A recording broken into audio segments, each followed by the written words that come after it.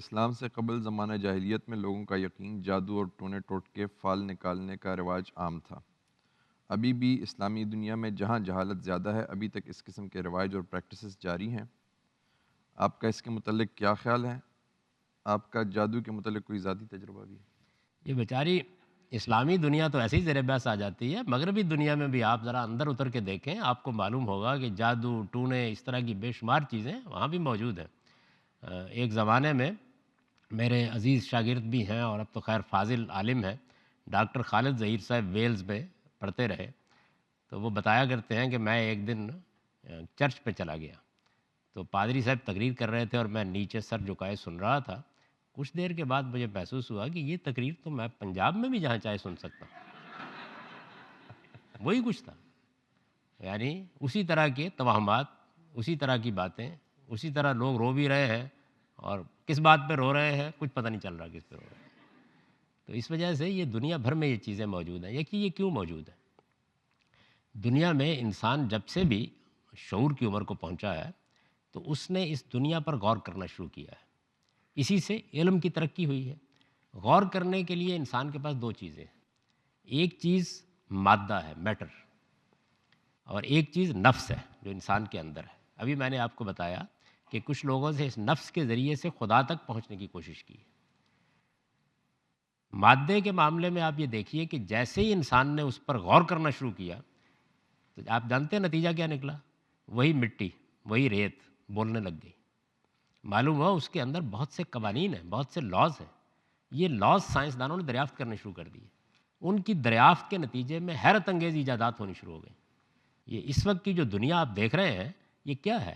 یہ اس مادے کے بطن سے نمودار ہوئی ہے۔ اسی مادی دنیا کا تجزیہ کرنے کے نتیجے میں لاز دریافت ہو گئے ہیں۔ ان کے سہارے پر آپ نے بے شمار چیزیں بنا لی۔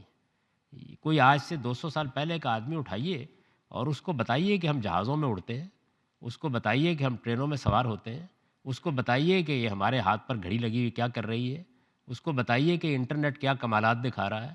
یعنی اس وقت اگر اس پوری مجلس کو اٹھا کر دنیا کے دوسرے کسی حصے میں دکھانے کے لیے اہتمام کیا جائے تو ہم اس پوزیشن میں آ گئے ہیں کہ دکھا دیں۔ یعنی مجھے باتیں کرتے ہوئے، آپ کو سنتے ہوئے جس جگہ چاہیے آپ اٹھا کر لے جائیے۔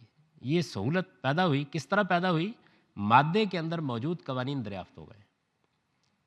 انٹرنیٹ، کمپیوٹر، آپ جانتے ہیں، بہت اچھی طرح جانتے ہیں کہ کیا چیز ہے جس کے اندر بول رہی ہے، یہی مادہ ہے، اسی کے قوانین ہیں، انہی کو گرفت میں لے لیا گیا ہے۔ بالکل اسی طریقے سے جو نفس انسانی ہے، اس کے اندر بھی اسی طرح لاز کام کر رہے ہیں۔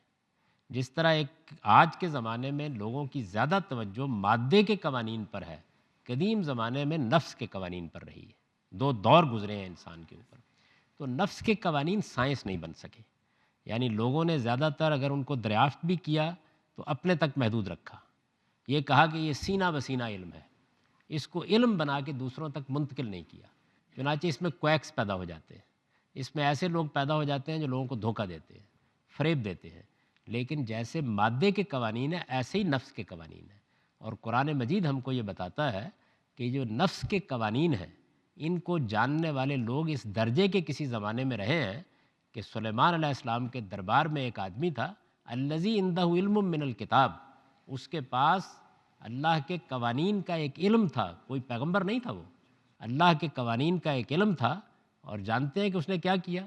اس نے ملکہ بلقیس کا تخت 1500 میل کے فاصلے سے اٹھایا اور آنکھ جھپکنے میں لا کے پیش کر دیا۔ لوگ اس کو پڑھتے تھے تو کہتے تھے افسانہ ہے۔ کیا یہ حقیقت نہیں ہے کہ آج مادی قوانین کی دریافت سے مریخ پر چلنے والے آدمی کی ایک ایک حرکت ہم یہاں پہ چند سیکنڈ میں منتقل کر لیتے ہیں؟ تو اس وجہ سے نفسی قوانین بھی اپنی جگہ موجود ہیں۔ یہ الگ بات ہے کہ وہ علم نہیں بن سکے، ابھی اہل علم کی زیادہ توجہ بھی اس پر نہیں ہوئی۔ کسی حد تک ہپنوٹزم اور بعض صورتوں کے اندر کچھ آرگنائز ہونا شروع ہو گئے ہیں۔ تو اگر انسان کی توجہ ان علوم کی طرف بھی ہو گئی تو ہو سکتا ہے کہ اگلی دنیا میں آپ ایک نئی دنیا دیکھ لیں۔ اس کا انکار نہیں کیا جا سکتا، لیکن یہ پوری طرح اسٹیبلش نہیں ہو سکے، ابھی تک ایسے ہی ہیں۔ تو اس لیے اس میں عام طور پر لوگوں کو دھوکہ دینے والے لوگ، ملمہ کرنے والے، مذہب کا انہی چیزوں کے ماہر ہوتے ہیں وہ لوگ، جن کو آپ خیال کر لیتے ہیں کہ بڑے پہنچے ہوئے بزرگ ہیں، کیا بات ہے، حالانکہ کچھ بھی نہیں ہوتا۔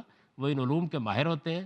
ان علوم کا ماہر کوئی مسیحی بھی ہو سکتا ہے، ہندو بھی ہو سکتا ہے، بدھ مت کا پیرو بھی ہو سکتا ہے، مسلمان بھی ہو سکتا ہے۔ جس طرح آئنسٹائن ہونے کے لیے مسلمان ہونا ضروری نہیں ہے، اس علم کا ماہر ہونے کے لیے بھی مسلمان ہونا ضروری نہیں ہے۔